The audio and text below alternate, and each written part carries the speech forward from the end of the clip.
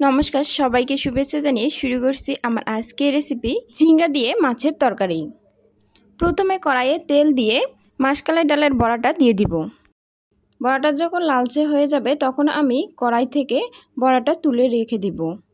এরপর আমি পেঁয়াজ কুচি ও মরিচ কুচি দিয়ে দিব, হালকা করে ভেজে নিব। পেঁয়াজ, আদা রসুন বাটা ও একটা তেজপাতা দিয়ে দিব। হাফ চামচ হলুদ গুঁড়া, 1 চামচ মশলা গুঁড়া ও হাফ চামচ মরিচ গুঁড়া দিয়ে দিব।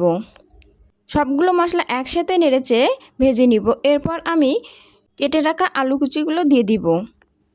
কিছুক্ষণ আলুগুলো ভেজে নেওয়ার পর এতে আমি 1.5 চামচ লবণ দিয়ে দিব। আলুগুলো কিছু সময় ভেজে নেওয়ার পর এতে আমি দিয়ে দিব কেটে রাখা ঝিঙ্গে ও আলুগুলো কিছু সময় আমি আবারও ভেজে নিব। সিদ্ধ করার জন্য আমি পানি দিয়ে দিব, এরপর ঢাকনা দিয়ে ঢেকে দিব কিছু সময়ের জন্য। পানিটা শুকিয়ে গেলে এরপর আমি ঢাকনা খুলে আবারও তরকারিটা নেড়েচেড়ে ভেজে নিব। তরকারিটা কিছু সময় কষিয়ে নেওয়ার পর এতে আমি ঝোলের জন্য পানি দিয়ে দিব। ঝোলের পানিটা একটু ফুটতে শুরু করলে এতে আমি ভেজে রাখা বড়া ও মাছগুলো দিয়ে দিব। দিয়ে দিচ্ছি 1 চামচ জিরা গুঁড়ো।